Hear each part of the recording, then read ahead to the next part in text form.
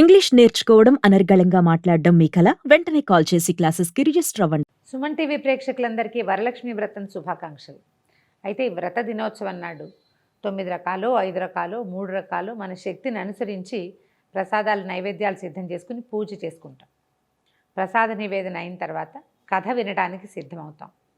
9 పోగులతోటి 9 ముళ్ళు వేసిన దారాన్ని మనం తోరంగా భావించి అమ్మవారి పాదాల చెంతుంచి 9 గ్రంథులకి 9 ముడులు వేస్తాం కదా. ఈ 9 ముడులకి ఒక్కొక్క నామని చెప్తూ తోర పూజ చేసుకుంటాం. కొన్ని గృహాల్లో తోర పూజ పద్ధతి ఉంటుంది, కొందరిళ్లలో ఉండదు. తోర పూజ ఉన్నవాళ్ళు తోరాన్ని పూజించుకుని అమ్మవారికి ఒకటి సమర్పించి రెండో తోరాన్ని మన చేతికి కట్టుకుని ఈ కథ వినాలి.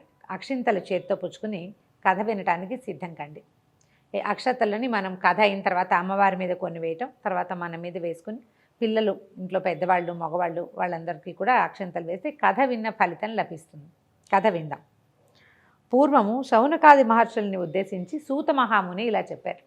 మనం మొత్తం పురాణాల కాథలన్నిట్లలోనూ కూడా సూత మహాముని శౌనకాది మునులకు చెప్పినట్టుగా ఉంటుంది.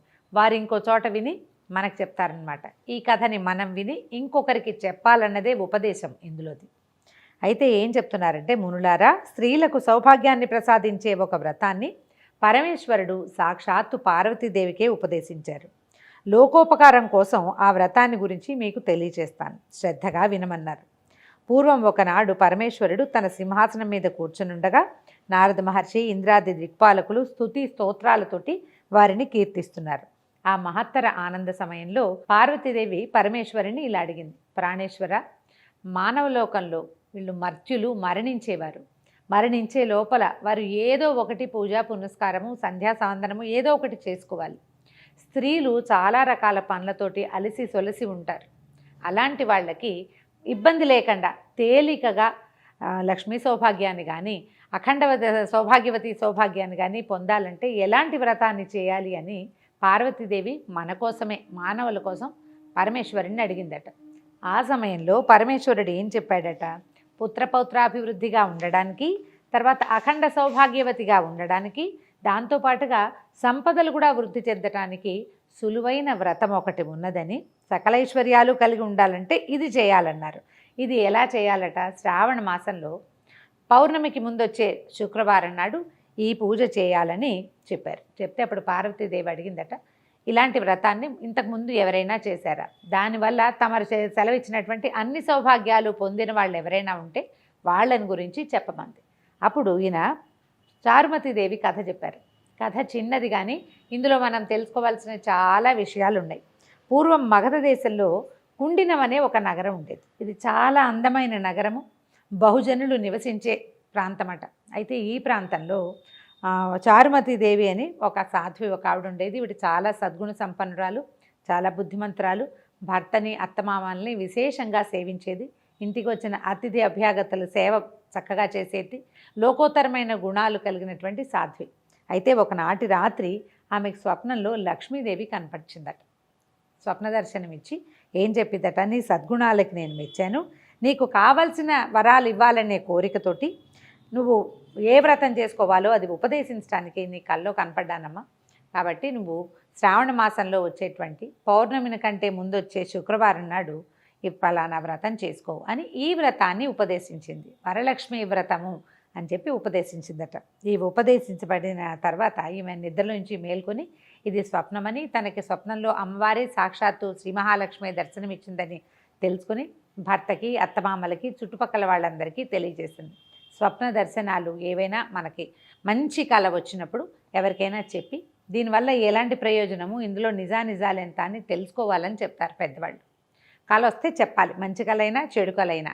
ఇది మంచి కళ కావడంతో విశేషంగా అందరికీ చెప్పిందట ఆవిడ. చెప్తే అప్పుడు ఏమన్నారంటే, శ్రావణ మాసం త్వరలో రాబోతోంది, అప్పుడు ఈ వ్రతం చేసుకుందాం. అమ్మవారి స్వప్న దర్శనంలో చెప్పినట్టుగానే ఏదైనా శుభం చేకూరుతుందేమో. ఒకవేళ చేకూరినా చేకూరకపోయినా వ్రతం చేయటం అనే అద్భుతమైన వ్యవహారమైనా సాగుతుంది కాబట్టి చేద్దామనుకున్నారు. ఆ తర్వాత ఆవిడ ఏం చేశారట, 2-3 నెలల తర్వాత శ్రావణ మాసం వచ్చింది. ఆవిడ తన భర్త ప్రోత్సాహంతో పట్టణంలో ఉన్నటువంటి స్త్రీలందరికీ కబురు చేసిందట. ఈ రోజున అమ్మవారు వ్రతం చేసుకోమని ఆదేశించింది కాబట్టి ఎవరెవరి గృహాలలో వాళ్ళు వ్రతాలు చేసుకోండి, మా ఇంటికి రాగలిగిన వాళ్ళు రండని చాటింపులాగా ఒక పేరంటానికి పిలుపు చేశారనమాట. ఆమె ఇంటికి చాలామంది ఆమె యొక్క బంధువులు, స్నేహితులు, తెలిసిన వారు, చుట్టుపక్కల ఇళ్లల్లో వాళ్ళు అందరూ వచ్చారు. వచ్చిన తర్వాత వీళ్ళు ఏం చేశారట, ఈ గృహంలో ఒక పరిశుద్ధమైన ప్రాంతాన్ని ఎన్నుకొని ప్రదక్షిణకి వీలుగా ఉండేటట్టుగా చతుర్మధ్యంగా ఉండే ప్రాంతంలో గోమయంతో చక్కగా అలికి 5 రకాల రంగులతోటి ముగ్గులు పెట్టి తర్వాత పంచపల్లవాలతోటి కలశాన్ని ఏర్పరిచి అమ్మవారు వరలక్ష్మీదేవిని కలశంలోకి ఆవాహన చేసి అత్యద్భుతంగా మేళతాళాలతోటి పురోహితుల సహకారంతో వరలక్ష్మి వ్రతం చేసుకున్నారట. వ్రతం అనగా ఏమిటి? పూజ ఒక విధానం ప్రకారం చేయటం.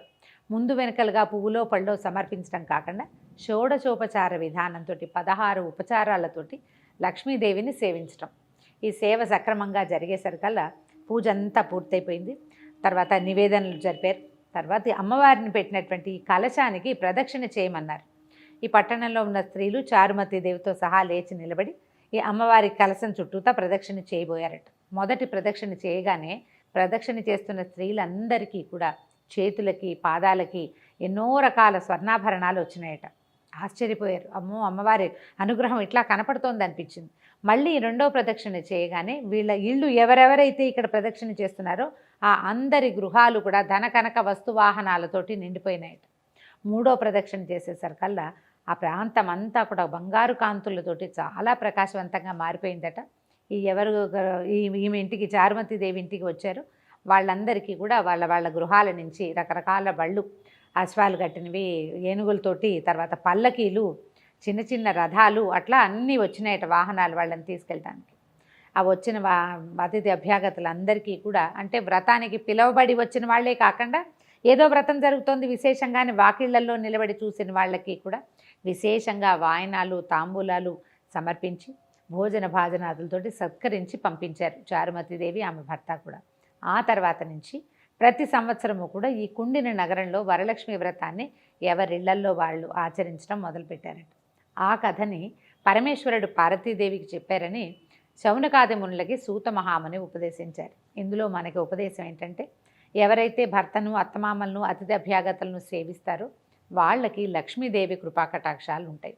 ఏదైనా శుభం, మంచి వ్రతము, పూజ చేసుకునేటప్పుడు మన ఇంట్లో మనమే చేసుకోకుండా నలుగురిని పిలిచి అందరికీ కూడా ఈ అమ్మవారి ప్రసాదాన్ని పొందే అవకాశాన్ని కనుక ఇస్తే మనకి మరుసటి సంవత్సరం మరింత బాగా చేసుకునే అవకాశం లభిస్తుందని ఈ కథ ద్వారా మనకి ఉపదేశం తెలుస్తుంది. కథ విన్నారు కదా. అక్షింతలు అమ్మవారి మీద వేయండి. తర్వాత మిగిలిన అక్షింతల్ని కొన్ని అక్షింతలు ఉంచుకొని మన మీద, తల మీద, శిరస్సు మీద వేసుకోవటము.